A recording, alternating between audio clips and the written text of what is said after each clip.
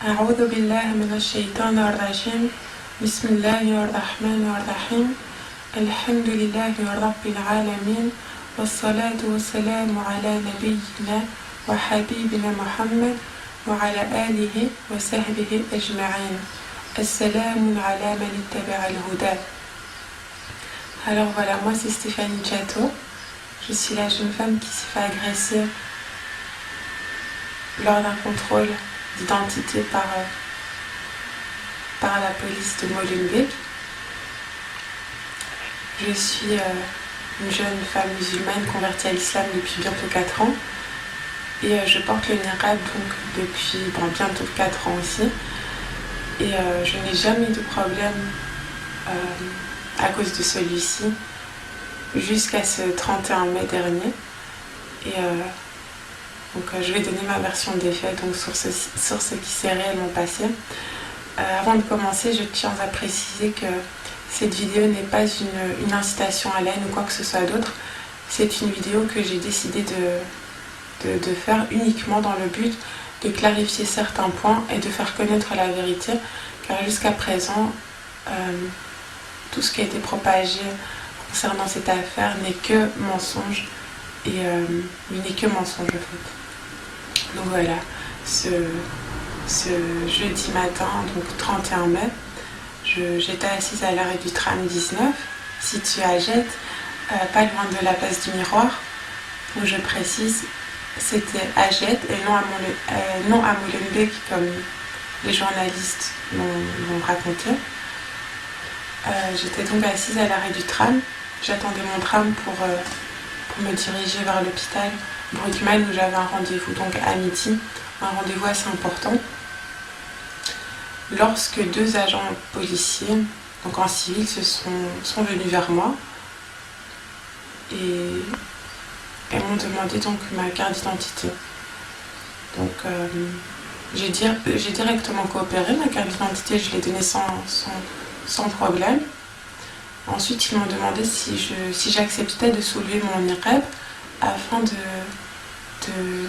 d'être identifiable. Je leur ai répondu que je n'y voyais aucun problème, mais que par la suite, je le rabattrais donc directement sur mon visage. Donc une fois le contrôle fini. Ce qui ne les a pas plu. Et ils m'ont répondu que la loi interdisait donc le port de la burqa, du niqab, du voile intégral, et que je n'avais pas le droit de le remettre sur mon visage après une fois le contrôle fini. Pour moi, bien entendu, j'ai refusé. Je leur ai expliqué que ce n'était pas la première fois que j'avais affaire à ce genre de contrôle et que jamais on m'avait obligé à retirer mon niqab une fois le contrôle fini. En général, ça se passait donc plutôt bien. Oui, ça se passait plutôt bien. Donc, lors de mes précédents contrôles, on me donnait donc, je donnais ma carte d'identité, je soulevais mon niqab, on m'identifiait, et puis on me laissait repartir sans aucun problème, bien entendu avec une amende que je finissais donc toujours par payer. Donc là, ce 31 mai, ça ne s'est pas passé, comme les fois précédentes, et ça a mal tourné. Le pourquoi, je ne sais pas. Donc suite à mon refus donc, de retirer mon niqab définitivement, ils m'ont proposé donc ils m'ont pas proposé, ils m'ont obligé de les suivre donc dans la voiture afin de m'amener au commissariat de police. Chose que j'ai faite sans problème, je les ai suivis, je me suis levée, je les ai suivis jusque dans la voiture. Et je me suis installée donc dans la voiture.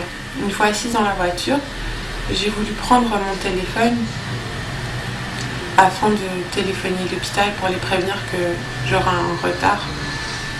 J'aurai un retard à mon rendez-vous qui était à midi. Entre-temps, il était déjà 11h25, 11h30, donc je savais que j'allais être en retard au moins d'1 heure. Donc j'ai voulu les appeler. Et là, la femme policière qui était assise à côté de moi, à l'arrière, a tenté de m'arracher mon téléphone en me disant que j'étais privée de ma liberté, que je n'avais pas le droit de passer un coup de fil ou quoi que ce soit d'autre. Et sur cela, moi je lui ai répondu, écoutez, j'ai un rendez-vous très important, je ne peux pas me permettre de le rater. Permettez-moi au moins donc de prévenir que j'aurai un retard afin qu'il puisse me prendre plus tard lorsque le contrôle est fini. Sur ça, elle m'a répondu, eh bien écoute, c'est pas la peine que tu les préviens que tu auras un retard, car aujourd'hui, tu n'iras pas à l'hôpital, c'est 24 heures au cachot qui t'attendent.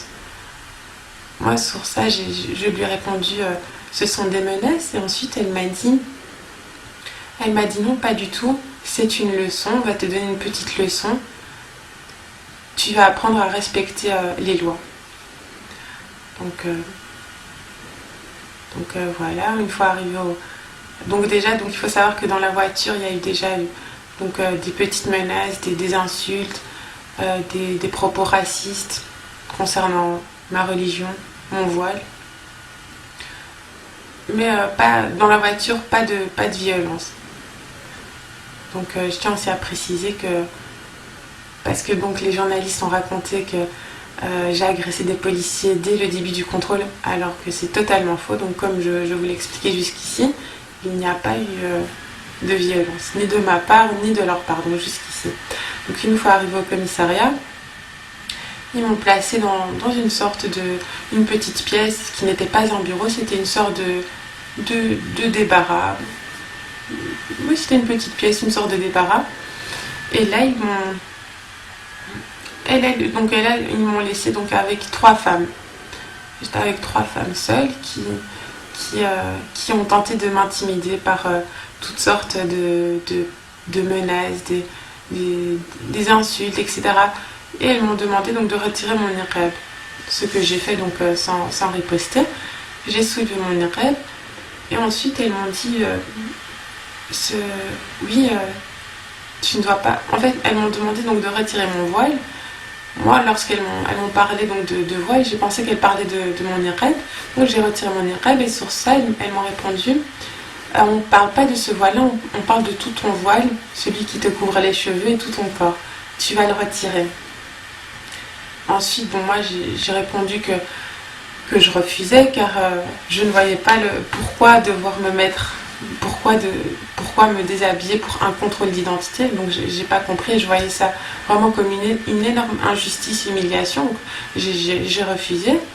Et sur cela, elles ont eu des insultes, puis donc elles se moquaient de moi. On me disait que ce n'était pas... Donc elles me disaient si c'est pas le cirque, tu vas retirer ton costume, toutes des choses, des propos très méchants. Et sur cela, moi, je suis restée ferme. Je ne voulais pas me déshabiller devant qui que ce soit, et encore moins devant des femmes non musulmanes. Pour moi, c'était inimaginable. Donc moi, je leur ai dit clairement, je leur ai dit, écoutez, mon voile, je ne vais pas le retirer. Vous voyez mon visage, vous pouvez m'identifier, mais je ne vais pas me déshabiller. À ce moment-là, elles m'ont dit, dans ce cas-là, si tu ne veux pas le faire, donc si tu ne veux pas te déshabiller de toi-même, nous allons devoir te le faire de force. Donc elles se sont avancées vers moi. Il y en a une qui est passée derrière moi et qui a tenté de me maintenir donc en me tenant les 2 mains, les 2 bras en arrière. Et les 2 autres se sont avancées vers moi et ont tenté donc de m'arracher mon gilbab. Mais bon, étant donné que c'était donc un gilbab très long, des manches, il y avait des nœuds un peu donc dans la nuque, etc. Elles avaient vraiment du mal à l'arracher. Et moi, je tentais de me débattre aussi. Donc, elles avaient un peu du mal. Et à ce moment-là, elles ont commencé donc à me donner des coups de pied, des coups dans le ventre, un peu partout, tout en tentant de m'arracher mes vêtements. Comme elles avaient vu, comme elles voyaient qu'elles avaient un peu du mal donc à gérer la situation, elles ont fait appel à des hommes pour leur venir en aide. Et lorsque les hommes sont arrivés, directement ils m'ont donné des coups de poing un peu partout sur mon corps. Ils m'ont roué de coups de tous les côtés tout en tentant de m'arracher mon gilbab. Donc ils avaient déjà soulevé mon gilbab, tout avait été soulevé, mais ils n'arrivaient pas donc à le retirer complètement, étant donné qu'il y avait les manches et le nœud qui étaient serrés dans ma nuque. À ce moment-là, ils ont fait appel à un troisième homme qui est venu avec une paire de ciseaux. Et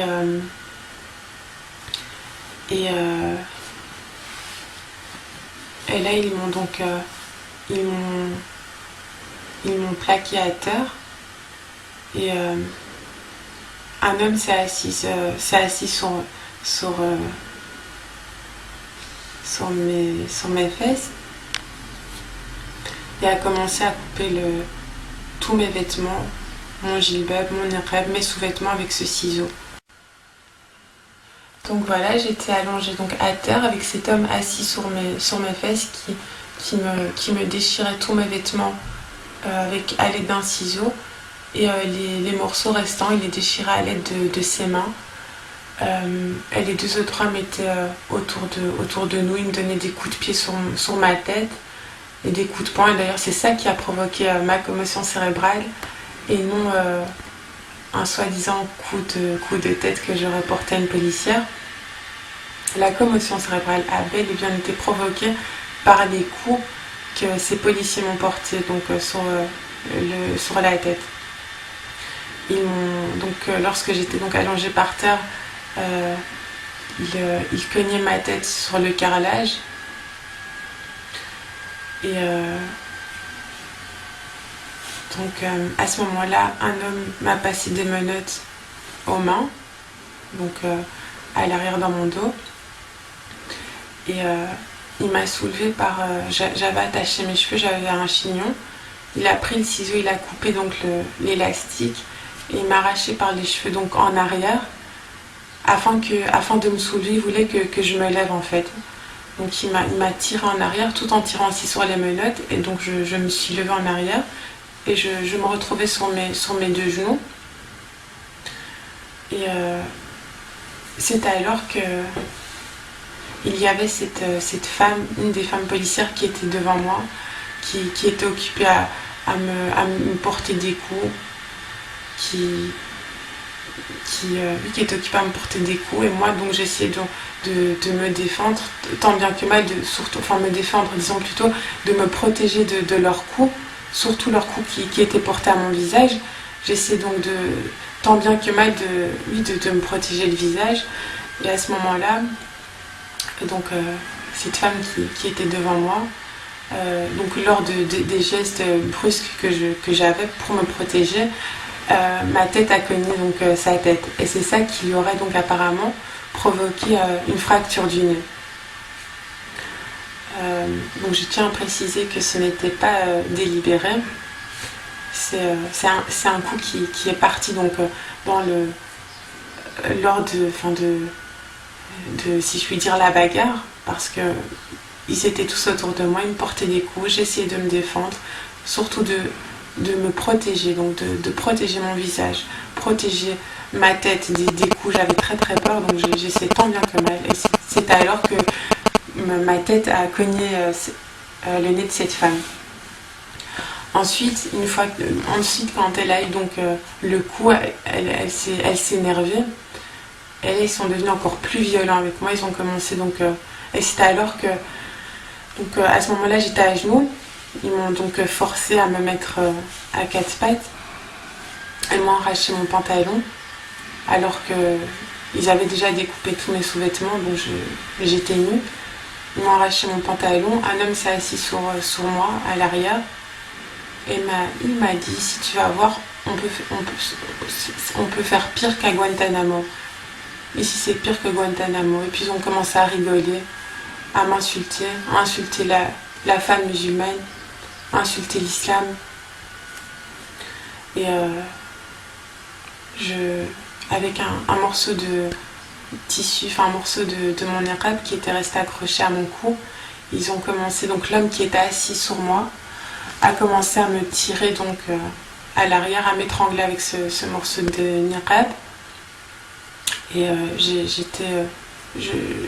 je sentais que, enfin j'avais l'impression que j'allais mourir, j'étais vraiment en train de m'étouffer, j'arrivais plus à respirer, je tremblais, j'avais les yeux qui se retournaient, j'étais en panique, pour moi je me disais j'allais pas sortir vivante de là, et je hurlais de panique, de peur, d'angoisse, et je me souviens, j'ai crié tellement j'étais en détresse, je leur ai dit arrêtez, je vais faire tout ce que vous voulez, mais s'il vous plaît, arrêtez ces tortures, je vais faire tout ce que vous voulez, mais arrêtez, s'il vous plaît, arrêtez. Vous allez me tuer. Sur ça, ils m'ont répondu, tu peux crever, avec toutes sortes d'insultes que je ne dirai pas. Suite à cela, j'ai tellement eu des coups que je me suis, entre guillemets, évanouie.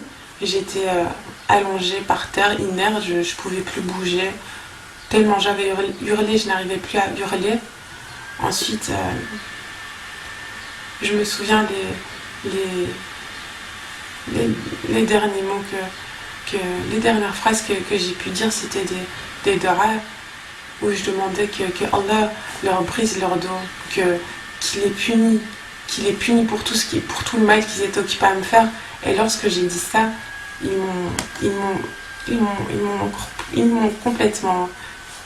m'ont massacré jusqu'à ce que je ne puisse plus rien dire. Ils supportaient pas en fait que je dise ce genre de paroles.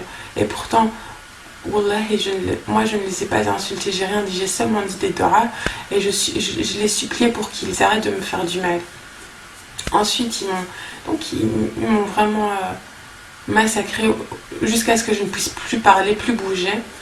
Et c'est alors qu'ils ont vu qu'ils ont été trop loin. Ils m'ont remonté mon pantalon et ils m'ont abaissé donc un petit débardeur que j'avais sur moi. Et ils m'ont obligé à me lever. Donc ils m'ont obligé à me lever, tout le temps avec ces menottes au poignet. Ils m'ont traîné comme ça dans tout le commissariat, devant leurs collègues. Et les collègues, tout le monde demandait c'est qui. Et ironiquement, ils répondaient c'est une burqa, c'est une burqa. Alors là, pour moi, c'était une triple humiliation. Pourquoi ? Car certes, je suis une femme qui porte la burqa, mais ma burqa, elle n'était plus là. J'étais à moitié nue, donc pour moi, c'était une réelle humiliation. Je me suis sentie comme violée, je me suis sentie salie par leur regard sur mon corps. C'était une réelle humiliation. Ils m'ont traîné comme ça durant 5 minutes dans tout le commissariat, en criant regardez, regardez, c'est une burqa. Et pour finir, donc ils m'ont laissé dans un cachot. Oui, ils ont dû me laisser plus ou moins 2 heures. Puis dans le cachot, j'ai fait un malaise, j'ai eu des convulsions, des tremblements, et j'ai commencé à vomir, j'arrêtais pas de vomir, j'étais vraiment très malade. Et suite à ça, ils ont été obligés d'appeler un médecin.